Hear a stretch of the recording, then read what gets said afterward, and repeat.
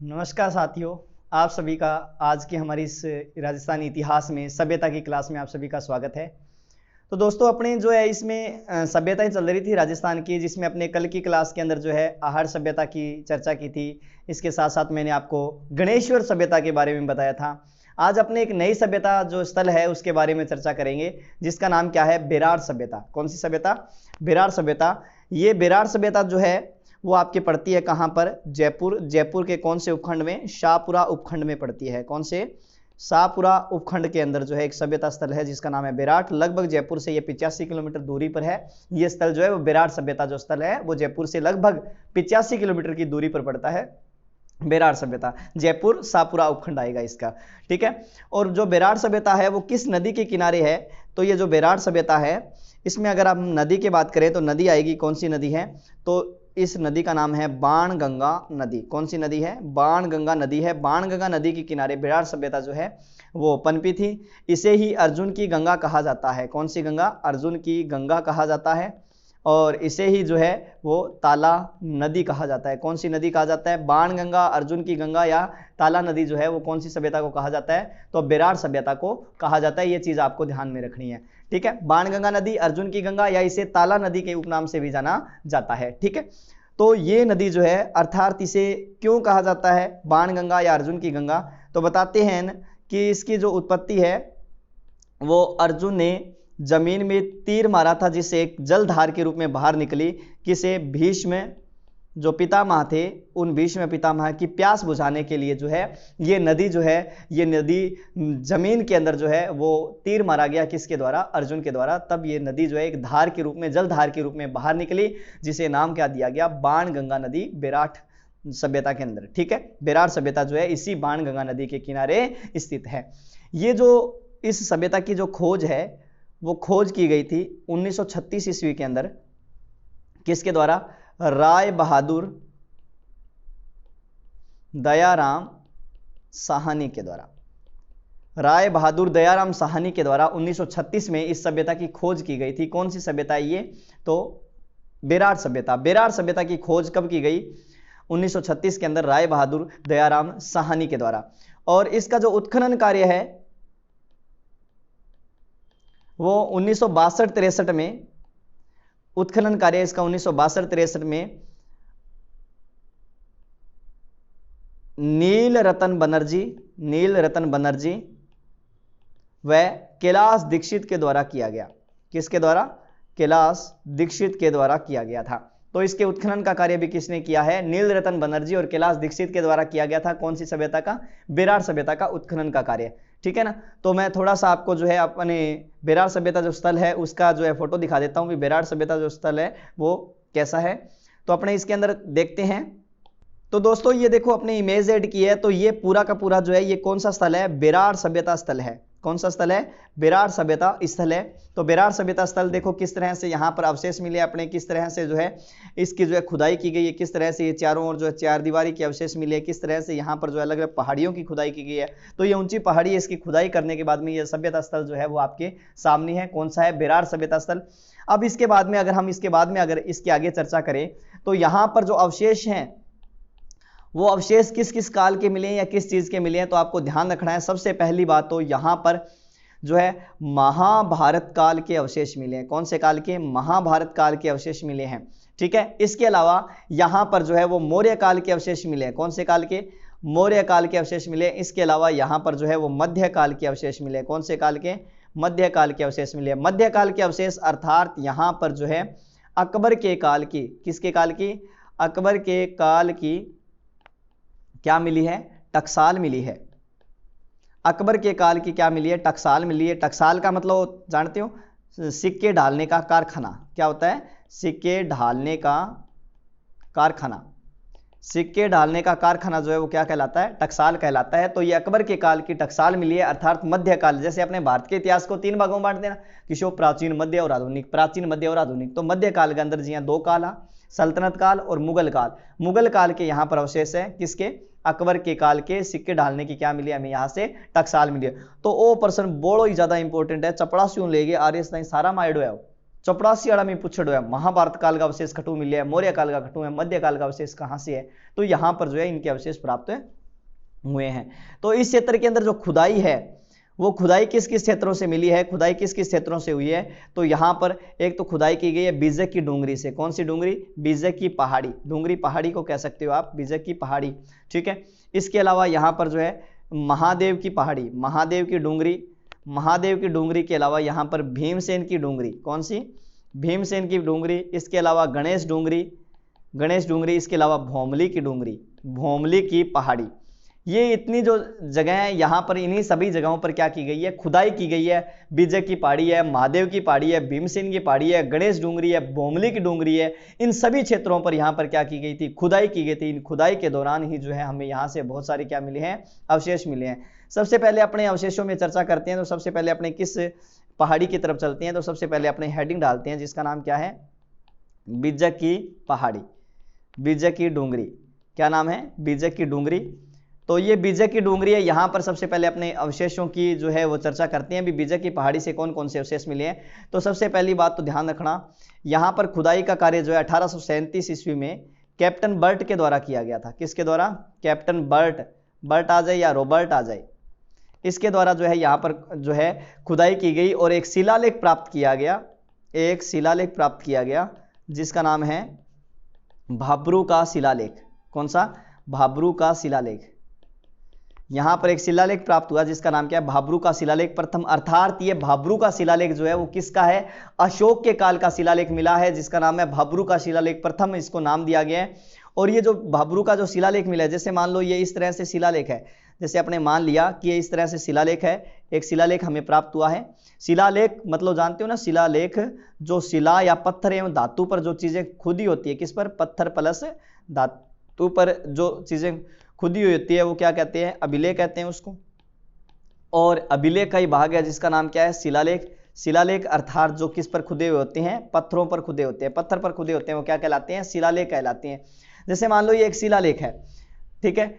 इस शिला पर जो है अशोक के लिए 3 शब्द मिलते हैं।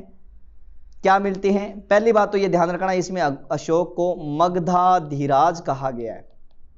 अशोक को क्या कहा गया? इसमें मगधाधिराज शब्द मिलता है। इसके अलावा यहां पर इसी शिलालेख के अंदर जो है वो अशोक को क्या कहा गया? मगधाधिराज के अलावा इसे गोरक्षक कहा गया है। बुस्ट ऑफ हिदन लिपि के अंदर है, ब्राह्मी लिपि है ये, ठीक है, उसमें मिला है। और शैली बुस्ट ऑफ हिदन आ जाएगी। इसे गोरक्षार्थ, गोरक्षार्थ कहा गया है, गोवों को रक्षा करने वाला कहा गया है। इसी के अलावा यहां पर बुद्ध, धम्म और संघ 3 शब्द मिलते हैं। बुद्ध, धम्म और संघ, अर्थात ये किससे संबंधित हो गया? तो अशोक ने कौन सा धर्म अपनाया था? बौद्ध धर्म अपनाया था। बुद्धम शरणम गच्छामि, धम्मम शरणम गच्छामि, संघ शरणम गच्छामि। तो ये जो लेख हैं, ये लेख हमें कहां से प्राप्त हुए हैं? तो भाब्रू के शिलालेख से प्राप्त हुए हैं, जो कि कौन सी पहाड़ी में? बीजक की डूंगरी पहाड़ी में खुदाई के दौरान हमें प्राप्त हुआ। ये जो लेख हमें प्राप्त हुआ है, ये लेख वर्तमान में जो है इसे 1840 के अंदर एशियाटिक सोसाइटी ऑफ बंगाल के अंदर इसको रखा दिया गया था। बंगाल में इसको क्या कर दिया? रखा दिया गया था। अपने इसको पिक्चर के माध्यम से भी देख सकते हैं। तो दोस्तों आपके सामने एक फोटो दिखाई दे रही है। ये फोटो जो है वो कौन से शिलालेख की है? भाब्रू के लेख की है। भाब्रू का लेख जो है आपके ऐसा दिखाई देता है, भाब्रू के शिलालेख की है ये फोटो, ठीक है। किस लेख की है? भाब्रू के शिलालेख की है। ये फोटो जो आपके सामने दिखाई दे रही है कौन से शिलालेख की है? ये भाब्रू के शिलालेख की है, ठीक है दोस्तों। तो मैंने आपको बता ही दिया था ये किसकी है? भाब्रू के शिलालेख है, भाब्रू का शिलालेख है। कौन सा शिलालेख है? ये भाब्रू का शिलालेख है, जो कि कहां से मिला है? जो ये हमें लेख जो है वो कहां से प्राप्त हुआ है? तो आपको मैंने बताया था ये लेख जो है वो बीजक की पहाड़ी से हमें प्राप्त हुआ है, ठीक है। बुस्ट ऑफ हिदन लिपि के अंदर जो है मैंने आपको बताया था शैली जो है उसके अंदर ये खुदा हुआ है। इसके अलावा हम जैसे ही आगे बढ़े उसी के अंदर, उसी पहाड़ी के अंदर हमें एक विराट पुरुष की क्या मिली है? प्रतिमा मिली है। विराट पुरुष की प्रतिमा मिली है, जिसे कोई और नहीं क्या बताया गया? महात्मा बुद्ध बताया गया है। क्या बताया गया? महात्मा बुद्ध। अर्थात एक विराट पुरुष की सुंदर सी हमें क्या मिली है? प्रतिमा मिली है इस तरह से, और इसे क्या नाम दिया गया? जो है महात्मा बुद्ध की प्रतिमा बताया गया है। विराट पुरुष का नाम दिया गया, महात्मा बुद्ध की प्रतिमा बताया गया है। इसके अलावा हमें इसी पहाड़ी से हमें जो है एक सोने का क्या मिला है? कलश मिला है, ठीक है। इसी पहाड़ी से हमें क्या मिला है? एक सोने का कलश मिला है। इस तरह से एक कलश मिला है सोने का। ये कलश जो है इसके अंदर जो है हमें क्या मिली है, इसके अंदर महात्मा बुद्ध की अस्थियां मिली हैं। स्वर्ण कलश है ये, स्वर्ण कलश के अंदर हमें बताते हैं कि महात्मा बुद्ध की क्या मिली है, यहां से महात्मा बुद्ध की अस्थियां मिली है। महात्मा बुद्ध की क्या मिली है, अस्थियां मिली है। ठीक है, और ये जो महात्मा बुद्ध जो महामानव की जो फोटो बनी हुई मैंने आपको बताया था, ये मथुरा शैली में है। अभी भारत में मिली पहली ही फोटो है जो मथुरा शैली में है। ठीक है, मथुरा शैली में निर्मित है। ये विराट पुरुष की जो प्रतिमा है वो मथुरा शैली में हमें जो है यहाँ से इस पहाड़ी से प्राप्त हुई है। तो बीजक की पहाड़ी से हमें जो है इतनी चीजें हमें प्राप्त हुई है, तो इन चीजों को भी आपको ध्यान में रखना है। इसके अलावा अगर हम बात करें तो यहाँ पर हमने भीमसेन की डूंगरी की खुदाई की। किसकी, भीमसेन की डूंगरी की खुदाई की। तो भीमसेन की डूंगरी की जब हमने खुदाई की तो इसका श्रेय लगभग 1871-72 ईस्वी में कार्लाइक को जाता है, लॉर्ड कार्लाइक।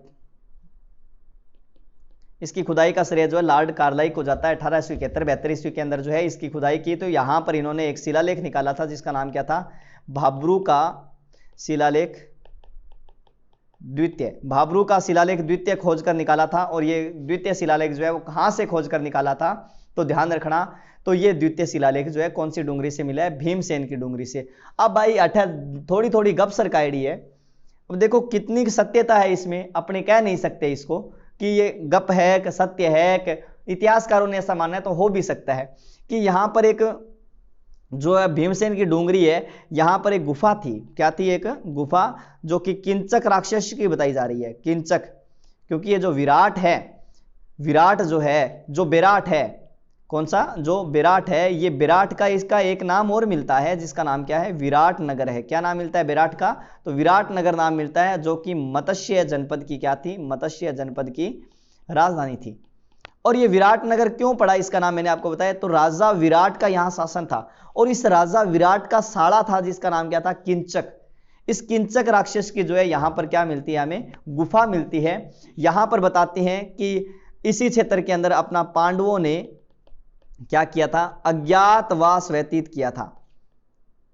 पांडवों ने अपना अज्ञातवास इसी विराट नामक या विराट नामक नागर नामक स्थान पर जो है यहां पर इसने व्यतीत किया था, अज्ञातवास व्यतीत किया था। तो यहां पर रहे थे, ये किंचक की गुफा के अंदर भी गए थे। बताते हैं क्योंकि किंचक की हत्या जो है वो किसने कर दी थी, भीम ने क्या कर दी थी, इसकी हत्या कर दी थी। किसकी हत्या कर दी थी, किंचक की हत्या भीम ने की थी। और बताते हैं कि यहां पर जो है गाय के खुर के निशान भी मिले हैं। गाय के खुर मतलब पैरों के निशान भी मिले हैं, खुर के निशान भी मिले हैं। और यहां पर बताते हैं कि कौरव जो है, कौरवों के पैरों के निशान भी है, कौरवों के पैरों के निशान भी है। तो इनको देखकर ऐसा अनुमान लगाया इतिहासकारों ने बताया है कि यहां पर जो है ये गाय जो है, ये गाय पांडवों की थी और इन पांडवों की गायों को चुराने के लिए आए थे कौन, कौरव आए थे, ऐसा अनुमान लगाया इन्होंने। ठीक है, तो इस तरह से भी यहाँ पर कुछ दंत कथाएं भी मिलती है इस क्षेत्र के संबंध में। इसके अलावा अगर हम यहाँ पर चर्चा करें तो यहाँ पर भीमताल मिला है। भीमताल मिला है, भीमताल का मतलब यहाँ पर जो है एक जलाशय है छोटा सा भीमताल। बताते हैं कि यहाँ पर भीम ने क्या मारी थी, भीम ने लात मारी थी, जिसके कारण यहाँ पर एक जलाशय का निर्माण हो गया, जिसे नाम क्या दिया गया था, भीमताल नाम दिया गया था। भीमताल जो है नाम दिया गया, अर्थात भीम ने यहाँ पर लात मारी और एक जलाशय बन गया तो भीमताल बन गया। ठीक है ना, आई बात समझ में। तो ये इतनी सी बात आपको थोड़ी सी ध्यान में रखनी है। इसके अलावा जो है हमें इस क्षेत्र से अन्य अवशेष कौन कौन से मिले हैं, तो इसके अलावा यहाँ पर अन्य अवशेष कौन कौन से मिले हैं, तो बताते हैं कि यहाँ पर मौर्य काल के अवशेष हो गए, महाभारत काल के अवशेष हो गए। ठीक है, और अन्य अवशेष से पहली बात तो ये ध्यान रखना, क्योंकि बौद्ध धर्म का सर्वाधिक जो है यहाँ पर अपने को अभिलेख शिलालेख भी मिले हैं बौद्ध धर्म से संबंधित है। इसके अलावा हमें बौद्ध धर्म के प्रमाण भी मिले हैं, अर्थात राजस्थान में बौद्ध धर्म का सबसे प्राचीन केंद्र जो है वो किसको माना जाता है। ठीक है, राजस्थान में बौद्ध धर्म का सबसे प्राचीन जो केंद्र है वो किसे माना गया है, तो विराट को माना गया है। इसके अलावा यहाँ पर हमें जो है एक विशाल भवन भी मिला है, एक भवन भी मिला है जिसमें कितने कमरे, 6 से 7 कमरे बताए जा रहे हैं, कमरे बताए जा रहे हैं। ठीक है, इसके अलावा यहाँ पर हमें जो है शैल चित्र मिले हैं, शैल चित्र। ठीक है, शैल चित्र मिले हैं, या ऐसे कह सकते हो कि शैल चित्र मतलब शिलाओं पर बने चित्र, कुतिया, बिलिया, घोड़िया, गदिया, सगड़ा चित्र मिले हैं, शैल चित्र मिले हैं। बहुत सारे शैल चित्र हमें जो है वो प्राप्त हुए हैं। कहां पर प्राप्त हुए हैं, तो बेराट सभ्यता से। इसके अलावा हमें और यहां पर क्या साक्ष्य मिले हैं, तो बेराट से हमें हाथ से बना सूती कपड़े का टुकड़ा मिला है। ध्यान रखना, राजस्थान में सूती कपड़े का हाथ से बुना दो जगहों से टुकड़े मिले हैं, एक तो बेराट से, एक दूसरा बालाथल सभ्यता जो है उदयपुर में, वहां से प्राप्त हुए हैं। इसके अलावा हमें एक कपड़े में लिपटा 36, एक कपड़े में लिपटी 36 मुद्राएं मिली है। 36 क्या मिली है, मुद्राएं मिली है, जिसमें जो 28 मुद्रा है, 28 मुद्रा इंडो ग्रीक है। क्या है, इंडो ग्रीक। इंडो ग्रीक का मतलब हो गया भारतीय यूनानी मुद्रा, अर्थात यूनानियों ने जो है अपने दोनों लिपियों के मिश्रण से जिस नई मुद्रा बनाई है, ठीक है, उसे इंडो ग्रीक का नाम दिया गया है। और 8 मुद्राएं जो है वो कौन सी है, पंचमार मुद्राएं हैं। पंचमार का मतलब ये विशेषता कौन सी होती है, चांदी की मुद्राएं होती है, लेकिन इसका आकार कोई निश्चित नहीं होता। जैसे मान लो बेडोल मुद्राएं होती है, ये इस तरह से बेडोल मुद्राएं होती है, ऐसे ठप्पा, मतलब ऐसे ठप्पा मार के, ऐसे ठप्पा मार के जो इन मुद्राओं को बना दिया जाता है, तो पंचमार मुद्राएं ऐसे मारते हैं, तो पंचमार मुद्राएं, या इन्हें ही क्या कहा जाता है, आहत या पंचमार मुद्राएं कहा जाता है। तो इंडो ग्रीक, इसमें से जो इंडो ग्रीक मिली है ना, इसमें 16 मुद्राएं हमें क्या मिली है, यूनानी मिली है, यूनानी मुद्राएं हैं ये। और मतलब इंडो ग्रीक है, और इसमें यूनानी जो शासक था उसका नाम है मिनांडर। इस मिनांडर की यही है 16 मुद्राएं, जो आर्यस परिसन 2018 का प्रश्न भी रहा था। 16 यूनानी, मिनांडर की 16 यूनानी मुद्राएं भी मिली है हमें। कहां से मिली है ये, हमें बेराट सभ्यता से मिली है। कहां से मिली है, हमें बेराट सभ्यता से मिली है। और ध्यान रखना एक बात और, कि ये जो बेराट सभ्यता है, बेराट सभ्यता एक तो प्राक हड़प्पाकालीन भी अवशेष है, इसके अलावा हमें बेराट सभ्यता से क्या है, कि बेराट सभ्यता से जो है लोह काल के प्रमाण भी मिले, अर्थात इसे लोह युगीन सभ्यता की संज्ञा दी है। क्योंकि इस काल के हमें क्या मिले हैं, इस काल के हमें क्या मिले हैं, हमें यहां से बहुत बड़े क्या मिले हैं, मृद भांड मिले हैं। इस काल के हमें क्या मिले हैं, मृद भांड मिले हैं। कौन से काल के, लोह काल के मृद भांड मिले हैं। तो अब मैं थोड़ा सा आपको मुद्राओं की फोटो दिखा देता हूं, ये मुद्राएं कैसे प्राप्त हुई है हमें। तो देखो दोस्तों, ये अपने बेराट से प्राप्त मुद्राएं हैं। मुद्राएं मतलब सिक्के जो है हमें कहां से मिले हैं, ये ऐसे सिक्के हमें बेराट सभ्यता से मिले हैं। और बेराट सभ्यता है कहां, बेराट सभ्यता कहां है, तो जयपुर के अंदर है। बेराट कहां है, जयपुर के अंदर है, ठीक है। लोहे युग के प्रमाण हो गए, कुतिया बिलिया घोड़िया अंगा सेल चित्र मिले है। तो अपने ये चीज़ा जी को बेराट के अंदर ध्यान रखनी। इसके अलावा यहाँ पर जो है एक विदेशी यात्री था जिसका नाम था हवेनसांग। हवेनसांग ने बेराट की यात्रा की थी। किसकी यात्रा की थी, बेराट की यात्रा की थी। हवेनसांग ने एक तो बेराट की यात्रा की थी पहले नंबर पर, तो दूसरी इसने भीनमाल की यात्रा भी की थी। भीनमाल की यात्रा भी की थी, तो भीनमाल की यात्रा भी की थी। जो हवेनसांग है, हवेनसांग के बारे में ध्यान रखना, तो इसने बेराट के लिए, किसके लिए, बेराट के लिए एक शब्द का प्रयोग किया जिसका नाम है पार यात्रा। किस शब्द का प्रयोग किया है, बेराट के लिए इसने पार यात्रा शब्द का प्रयोग किया है। और बेराट की हवेनसांग ने जो दूरी बताई है, दूरी वो 2.5 मील बताई है। कितनी बताई है, 2.5 मील बेराट की दूरी बताई है। ये राजस्थान में 2 क्षेत्रों की यात्रा करता है। इसने जो पुस्तक लिखी थी, जो ग्रंथ लिखा था, उसका नाम आता है सीयू की। इसने सीयू की ग्रंथ की रचना की है। किसने रचना की है, सीयू की ग्रंथ की। तो हवेनसांग ने सीयू की ग्रंथ की क्या की है, रचना की है। इसके अलावा अगर हम इसमें चर्चा करें तो हवेनसांग को क्या कहा जाता है, यात्रियों का राजकुमार कहा जाता है। हवेनसांग को यात्रियों का राजकुमार कहा जाता है। और ये भी बताता है कि कुछ इतिहासकार ये भी लिखते हैं कि विदेशी आक्रमण, यूनानी आक्रमण मान लो, इनके कारण जो है ये सभ्यता जो है वो एक तरह से, ये स्थल जो है वो नष्ट हो गया था। तो ये जो है ये कौन सा स्थल है, बेराट सभ्यता है। तो इसी के साथ ही अपनी कौन सी सभ्यता पूरी होती है, बेराट सभ्यता पूरी होती है। तो ये मुख्यतः जो मैंने आपको सभ्यताएं बताई है, तो ये मुख्य सभ्यताएं अपनी कंप्लीट हो चुकी है। इसमें 2-4 सभ्यताएं कुछ छोटी छोटी है, उनके बारे में अपने साथ में ही चर्चा कर लेते हैं। तो बेराट आपका विशेषता याद रखना है। हमने कालीबंगा पढ़ ली है, आहड़ पढ़ ली, गणेश्वर पढ़ ली और बेराट पढ़ ली। लगभग तो ज्यादातर क्वेश्चन जो है इन्हीं सभ्यताओं से आते हैं। इसके अलावा भी अपने कुछ और अगर प्रश्न पूछे जा सकते हैं तो वो कहां से पूछे जा सकते हैं, उनकी चर्चा कर लेते हैं। तो अगर आप वो आपसे प्रश्न पूछेगा तो वो नगरी सभ्यता के बारे में पूछ सकता है। नगरी सभ्यता कहाँ पड़ती है, तो कौन से गढ़ में है, चित्तौड़गढ़ के अंदर है। नगरी सभ्यता चित्तौड़गढ़ के अंदर है, ठीक है। और नगरी सभ्यता जो है वो कौन सी नदी के किनारे है, तो बेड़च नदी के किनारे, बेड़च नदी के किनारे है, ठीक है। इसका जो प्राचीन नाम है नगरी, प्राचीन नाम मध्यमिका कह सकते हो, मध्यमिका, मजबिका कह सकते हो, और इसके क्या कह सकते हो, मेदपाट के नाम से भी इसे जाना जाता है, ठीक है। और यह मध्यमिका जो है वो कौन से की, सीवी जनपद की क्या था, राजधानी था। मध्यमिका जो है वो कौन से जनपद की, सीवी जनपद की राजधानी था, ठीक है। मध्यमिका से हमें क्या मिले हैं, चांदी के सिक्के प्राप्त हुए हैं। यहां से चांदी के क्या मिले हैं, सिक्के मिले हैं, ठीक है। इन चांदी के जो सिक्के मिले हैं, जैसे मान लो चांदी के सिक्के हैं, तो इन चांदी के सिक्कों पर जो है वो मजमिकाए सीवी जनपदस्य ये शब्द अंकित है, मजमिकाए सीवी जनपदस्य। तो मध्यमिका से या मजमिका से नगरी चित्तौड़गढ़, मध्यमिका से जो भी सिक्के मिले हैं उन सिक्कों पर सीवी जनपदस्य मतलब मध्यमिकाए सीवी जनपदस्य शब्द अंकित है, ध्यान रखना। और इस नगरी का उल्लेख जो है, जो नगरी सभ्यता है, इस नगरी सभ्यता का उल्लेख की बात करें तो एक तो ध्यान रखना महाभारत में मिलता है, और महाभारत किसने लिखी थी, वेद व्यास ने।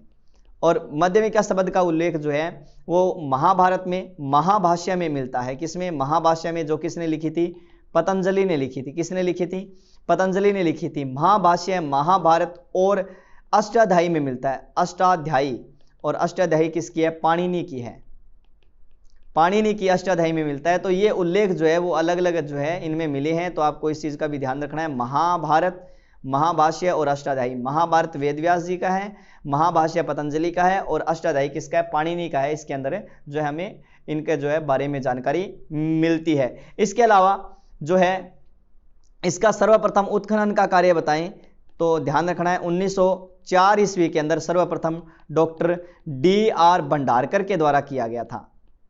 किसके द्वारा, doctor D.R. Bhandarkar, doctor D.R. Shri यूत देवदत्त रामकृष्ण भंडारकर इनका पूरा नाम है। इसके द्वारा जो है इनका क्या किया गया, श्री यूत देवदत्त रामकृष्ण भंडारकर, इनके द्वारा इनका क्या किया गया, उत्खनन का कार्य किया गया है, ठीक है ना। इसमें जो है इस सभ्यता से 4 चक्राकार कुएं मिले हैं,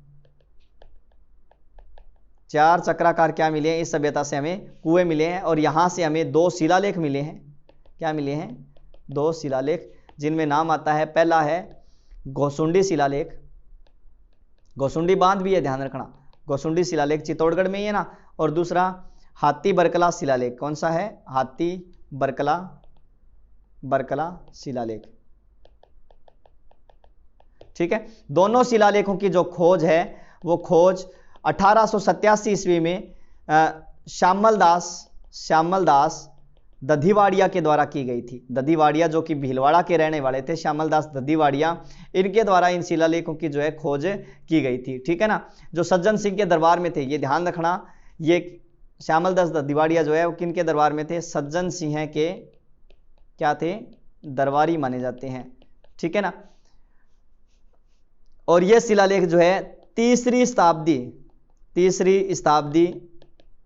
ईसा पूर्व के हैं, और जो कि यहाँ पर वैष्णव धर्म के बारे में जानकारी देते हैं। कौन से धर्म के बारे में, वैष्णव धर्म के बारे में जानकारी देते हैं। अर्थात राजस्थान में वैष्णव धर्म का सबसे प्राचीन केंद्र, क्योंकि यहाँ पर वैष्णव धर्म का जो है मंदिर भी मिला है, तो राजस्थान में वैष्णव संप्रदाय का, एक तो ध्यान रखना, राजस्थान में वैष्णव संप्रदाय का सबसे प्राचीन मंदिर मिला है, जो कि राजस्थान का नहीं भारत का भी सबसे प्राचीन है। वैष्णव संप्रदाय का जो मंदिर मिला है, सबसे प्राचीन मंदिर मिला है, वो भारत का सबसे प्राचीन मंदिर है। तो ये चीज जो है आपको इसमें विशेषता ध्यान रखनी है, भारत का सबसे प्राचीन मंदिर है, ठीक है ना। तो इसके बाद में अपनी चर्चा करते हैं अगली सभ्यता की, जिस सभ्यता का नाम है, थोड़ी थोड़ी है बस, इनका ज्यादा मैटर नहीं है, जिसका नाम है बागोर सभ्यता। और बागोर सभ्यता जो है वो कहां पर है, भीलवाड़ा में, ठीक है। यहां पर जो खुदाई का कार्य किया गया था, खुदाई का कार्य एक तरह से जो है यहां पर ध्यान रखना, एक तो महासतियों का टीला है, ठीक है। बागोर सभ्यता जो भीलवाड़ा में है, ये कौन सी नदी के किनारे है, तो ये कोठारी नदी के किनारे है। कौन सी नदी, कोठारी नदी के क्या है, किनारे हैं। ठीक है, और ये जो है वीएन मिश्र के द्वारा ही इसके जो है उत्खनन का कार्य किया गया था। तो दोस्तों ये बागोर सभ्यता भीलवाड़ा फेमस क्यों हुई, देखो तो ये फेमस होने का कारण है कि यहां पर हमें राजस्थान में सबसे प्राचीन लगभग कितने 5000 ईसा पूर्व, सबसे प्राचीन 5000 ईसा पूर्व के कृषि के साक्ष्य मिले हैं। किसके साक्ष्य मिले हैं, कृषि के साक्ष्य मिले हैं। 5000 जो है ईसा पूर्व के हमें कृषि के साक्ष्य मिले हैं। तो कहां से मिले हैं, ये बागोर सभ्यता भीलवाड़ा से मिले हैं, बागोर सभ्यता भीलवाड़ा से मिले हैं। और यहां पर लगभग 14 प्रकार की सर्वाधिक कृषि किए जाने के अवशेष मिले हैं। 14 प्रकार की सर्वाधिक कृषि किए जाने के अवशेष मिले हैं। तो ये जो है, ये स्थल जो है, ये पूरा का पूरा जो स्थल है वो मध्य पाषाण कालीन है, ध्यान रखना, मध्य पाषाण कालीन स्थल है। ये स्थल जो है मध्य पाषाण कालीन, अर्थात सबसे पहले पाषाण काल है। पाषाण काल के अंदर 3 भाग होते हैं, पूरा पाषाण, मध्य पाषाण और आद्य पाषाण या नव पाषाण जिसको बोलते हैं। तो मध्य पाषाण कालीन के जो अवशेष हैं वो कहां से मिले हैं, तो ये जो आपकी बागोर सभ्यता भीलवाड़ा यहां से मिले हैं। और यहां पर पत्थर से बने जो है उपकरण मिले हैं, हथियार मिले हैं, पत्थर से बने उपकरण मिले हैं, हथियार मिले हैं। इसीलिए इसको क्या कहा जाता है, आदिम संस्कृति का क्या कहा जाता है, संग्रहालय कहा जाता है। आदिम संस्कृति का इसे संग्रहालय कहा जाता है। किसको कहा जाता है, बेराट को कहा जाता है, सॉरी माफी चाहता हूं, आदिम संस्कृति का संग्रहालय कहा जाता है। किसको कहा जाता है, बागोर सभ्यता भीलवाड़ा को कहा जाता है। इसके अलावा जो बागोर सभ्यता है, बागोर सभ्यता से हमें जो है एक कंकाल मिला है। कंकाल के ऊपर जो है ईंटें चिनी गई है। जैसे मान लो ये कंकाल है, जैसे ये कंकाल है, ठीक है, जैसे मान लो ये कंकाल है, तो कंकाल पर क्या चिनी गई है, इस तरह से ईंटें चिनी गई है, इस तरह से, जो हमें किस चीज का घोतक बताती है, तो समाधि का घोतक अपने कह सकते हैं। तो इसी के साथ ही आपकी बागोर सभ्यता भी पूरी, अर्थात समाधि के साक्ष्य भी आप कह सकते हो, समाधि के साक्ष्य भी हमें यहां से प्राप्त हुए। इस तरह से ईंटें बनाई गई है, ध्यान रखना इन पर। तो इसी के साथ ही जो बागोर सभ्यता भी आपके यहाँ क्या होती है, कंप्लीट होती है।